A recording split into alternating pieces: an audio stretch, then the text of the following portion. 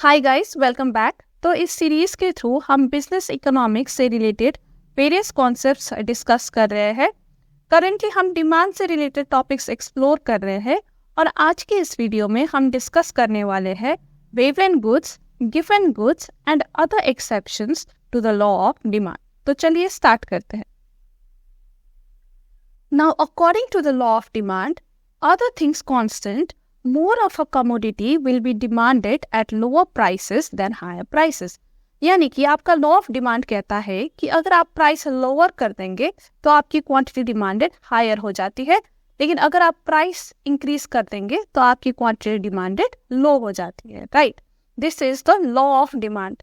लेकिन ये लॉ हर जगह काम नहीं करती, इस लॉ की भी कुछ एक्सेप्शंस होते हैं। ठीक है, however there are certain exception to this law of demand, और wavelength goods and given goods are two important exceptions to this law।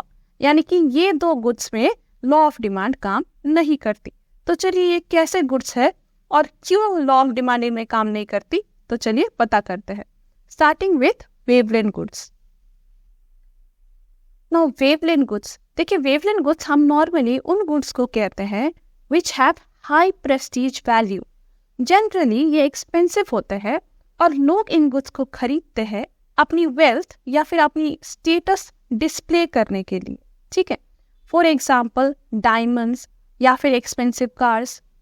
Now in goods की खास बात ये होती है कि जैसे इन गुड्स की प्राइस इंक्रीज हो जाती है ना, तो ये गुड्स और भी ज्यादा अट्रैक्टिव हो जाती है लोगों के लिए और इनकी डिमांड और भी ज्यादा इंक्रीज हो जाती है। ठीक है, ये इसलिए क्योंकि कुछ लोग इन गुड्स की जो यूटिलिटी है ना वो प्राइस के साथ कनेक्ट करते हैं। ठीक है, इनको लगता है कि higher the price, more is the utility of this goods, more is the economic value of this goods. ठीक है, भले ही प्रैक्टिकल वैल्यू कुछ हो ना हो, लेकिन इनकी इकोनॉमिक वैल्यू जो है वो इनकी प्राइस के साथ जुड़ी हुई होती है। ठीक है, जब प्राइस इंक्रीज होता है तो लोगों को लगता है कि ये ज्यादा प्रेस्टिजियस हो गए हैं ये गुड्स, तो ये और भी ज्यादा अट्रैक्टिव होती है टू डिस्प्ले योर वेल्थ और योर सोशल स्टेटस। ठीक है, तो अनलाइक लॉ ऑफ डिमांड जो कहता है कि प्राइस इंक्रीज होने से डिमांड कम होनी चाहिए, इन गुड्स में प्राइस इंक्रीज होने से उल्टा डिमांड इंक्रीज होता है। ठीक है, वेवलेंथ goods are articles of prestige value और कॉन्स्पिकुअस कंजम्पशन, यानी कि luxurious consumption used by rich as a status symbol। These articles become more attractive only if the prices keep going up। जैसे कि अगर डायमंड की प्राइस अगर आप decrease कर दोगे ना तो वो बहुत कॉमन हो जाएगी। ठीक है, फिर वो एक्सक्लूसिव नहीं रह जाएगी, उसकी इतनी प्रेस्टीज वैल्यू नहीं रह जाएगी, तो अमीर लोग इससे ज़्यादा खरीदना फिर पसंद नहीं करेंगे। ठीक है, तो ये diamonds, expensive cars, designer jewellery, design fine arts, ये सब चीज़ें ये इसलिए इनकी डिमांड है क्योंकि ये एक्सपेंसिव है। ठीक है, तो ओनली एक्सक्लूसिव, एक्सपेंसिव भी है और एक्सक्लूसिव भी है क्योंकि only few people can afford them, तभी ये एक स्टेटस सिंबल या फिर अपनी वेल्थ दिखाने का एक जरिया बन जाता है। ठीक है, example diamonds, luxury watches, fine arts, cars, fine wine, etc. Wavelength effect on law of demand. अब हमें ये तो पता चल गया कि जो वेवलेंथ गुड्स है वो लॉ ऑफ डिमांड को फॉलो नहीं करती, they are an exception. Right, तो वो क्यों है? Now let's look at the reason. देखिए, some people measure the utility of a commodity by its price. That is, if a commodity is expensive, they think that it has more utility. As such, they buy less of the commodity at lower price and more at higher price, which is opposite to the law of demand. तो क्यों ऐसा होता है? Because people associate the utility of this commodity with its price। ठीक है, तो जैसे ही price lower होती है तो इनकी यूटिलिटी कम हो जाती है, जैसे ही प्राइस इंक्रीज होती है तो इनकी यूटिलिटी भी इंक्रीज हो जाती है। This was found out by Wavelength in his doctrine conspicuous consumption and hence called the Wavelength effect। तो ये वेवलेंट गुड्स, इन गुड्स का नाम कहाँ से आया है? It is from an economist Veblen, जिन्होंने अपनी डॉक्ट्राइन कॉन्स्पिकुअस कंजम्पशन में ये इफेक्ट को एक्सप्लेन किया था कि ये कुछ प्रेस्टिजियस गुड्स के केस में ऐसा होता है। ठीक है, तो इसीलिए इनका नाम ही वेवलेंट गुड्स रख दिया गया। एंड वेवलेंट goods, they do not follow the law of demand. Now another type of good that does not follow the law of demand is the Giffen good. अब गिफन गुड जो है ये वेवलेंट गुड की बिल्कुल ऑपोजिट है। ठीक, अगर वेवलेंट गुड्स सुपीरियर प्रेस्टीज वैल्यू वाले गुड्स थे, तो गिफन गुड्स एक इंफीरियर गुड है जिसका कोई क्लोज सब्स्टिट्यूट नहीं होता। ठीक है, अब ये भी लॉ ऑफ डिमांड फॉलो नहीं करते, पर क्यों? ये जानने के लिए हमें सर रॉबर्ट गिफन की ऑब्जर्वेशन को समझनी पड़ेगी।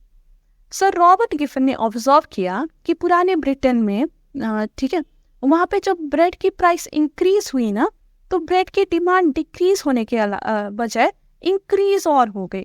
ठीक है, अब लॉ ऑफ डिमांड के अकॉर्डिंग टू जब प्राइस इंक्रीज होती है तो डिमांड डिक्रीज होनी चाहिए थी, लेकिन यहाँ ब्रिटेन में क्या हुआ कि ब्रेड की प्राइस इंक्रीज और हो गई। तो सर रॉबर्ट गिफन जो है वो शॉक्ड हो गए कि ऐसा क्यों हुआ। तो उन्होंने तहकीकात किया डिटेल में, तो उन्हें ये पता चला कि ब्रेड जो कमोडिटी है ना, ये ब्रिटेन में लोगों की स्टेपल कमोडिटी है। ठीक है, और इसका कोई क्लोज सब्स्टिट्यूट भी नहीं है।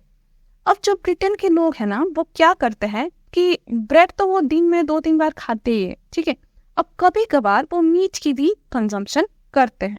अब जब ब्रेड की प्राइस कम थी ना, तो उनके पास मीट खरीदने के पैसे होते थे, तो वो कभी कभार मीट की भी कंजम्पशन करते थे।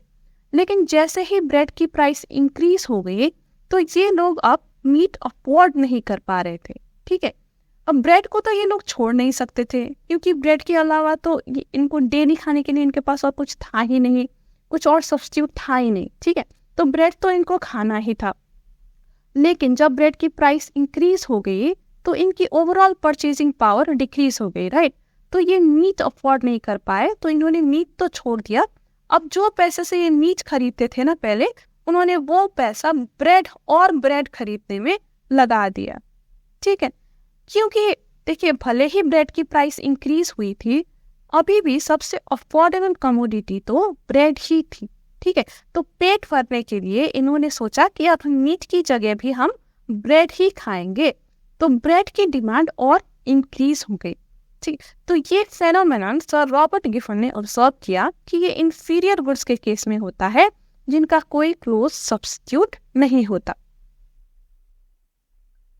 Giffen goods are inferior goods with no close substitute which occupy a substantial place in a consumer's budget. Example, coarse grain like bajra, low quality rice and wheat. तो ये इंफीरियर गुड्स है जिनका कोई close substitute नहीं होता, तो इसलिए जब प्राइस इंक्रीज भी होती है तो भी इनकी डिमांड कम नहीं होती, इनकी डिमांड बल्कि की और इंक्रीज हो जाती है। ठीक है, These goods exhibit direct price demand relationship. Giffen goods are named after Sir Robert Giffen, who first observed the purchasing habits of Victorian era poor. तो वही ब्रेड और मीट की जो परचेसिंग बिहेवियर की ऑब्जर्वेशन थी, वो सर रॉबर्ट गिफन ने वो ऑब्जर्व करी और वो इस नतीजे तक पहुंचे कि Giffen goods law of demand follow नहीं करते। All giffen goods are inferior goods, but all inferior goods are not giffen goods. अब ये एक बहुत ही इंपॉर्टेंट पॉइंट है जो एग्जाम में भी कभी कभार पूछी जाती है। ठीक है, अब गिफन गुड्स तो हमने जान लिया कि वो इंफीरियर गुड्स है, राइट, लेकिन हम ये नहीं कह सकते कि सारी इंफीरियर गुड्स गिफन गुड्स होते हैं, बिकॉज ऐसे inferior goods which have close substitute फिर वो लॉ ऑफ डिमांड फॉलो करते हैं। ठीक है, जब उनकी प्राइस इंक्रीज होती है तो उनकी डिमांड गिरती है। क्यों? क्योंकि लोग फिर सब्स्टिट्यूट के पास चले जाते हैं ना, क्योंकि यहाँ पे तो सब्स्टिट्यूट अवेलेबल है। ठीक है, तो लोग सब्स्टिट्यूट खरीदेंगे तो इनकी डिमांड कम होगी। लेकिन वो इंफीरियर गुड्स जिनका कोई क्लोज सब्स्टिट्यूट नहीं होता, तो वो लॉ ऑफ डिमांड फॉलो नहीं करते और उन टाइप के गुड्स को हम गिफन गुड्स कहते हैं। तो जरूरी नहीं है कि all inferior goods are Giffen goods, however all Giffen goods are always inferior goods. Now ये तो थे दो important exceptions to the law of demand. However there are other exceptions as well. तो हम देख लेते हैं कि बाकी क्या क्या एक्सेप्शंस हैं. ठीक है. First, conspicuous necessities. देखिए, कॉन्स्पिकुअस नेसेसिटीज वो नेसेसिटीज है, आप कह सकते हो कि नेसेसिटीज ऑफ मॉडर्न लिविंग. ठीक है. ये मतलब बेसिक नीड तो नहीं है, लेकिन जो आजकल के लाइफ में आपको एक कंफर्टेबल लाइफ जीने के लिए जो चीज़ें चाहिए होती है वो कॉन्स्पिकुअस नेसेसिटीज होती है. जैसे कि टीवी हो गया, फ्रिज, वॉशिंग मशीन, राइट. ये आपके जीवन में कितनी कन्वीनियंस लेके आती है. और आप क्या इमेजिन कर सकते हो योर किचन विदाउट फ्रिज, कितना इनकन्वीनियंस होगा, राइट. तो यही जो ये मॉडर्न नेसेसिटीज बन गए एक तरीके से, इनके बिना अब हम जिंदगी इमेजिन नहीं कर सकते. तो इन गुड्स के केस में क्या होता है ना, कि भले ही इनकी प्राइस इंक्रीज हो जाए, इनकी डिमांड कम नहीं होती, क्योंकि लोगों को ये चाहिए. ठीक है. तो यू कैन सी कि ये साल दर साल इनकी प्राइस इंक्रीज होती है, still their demand does not decrease, in fact their demand increases. Now, second exception is the future expectation about prices. देखिए, आज आपने देखा कि किसी भी चीज़ की प्राइस गिर रही है. अब लॉ ऑफ डिमांड के अकॉर्डिंग तो इसकी डिमांड इंक्रीज होनी चाहिए थी, लेकिन लोग बड़े शातिर होते हैं. ठीक है. वो सोचते हैं कि आज तो प्राइस गिर रही है, फ्यूचर में और गिरेगी, तो जब और गिरेगी मैं तब खरीदूंगा ना, मैं आज क्यों खरीदूं. लोग ऐसे भी सोच के ना कभी कभी अपनी डिमांड डिले कर देते हैं.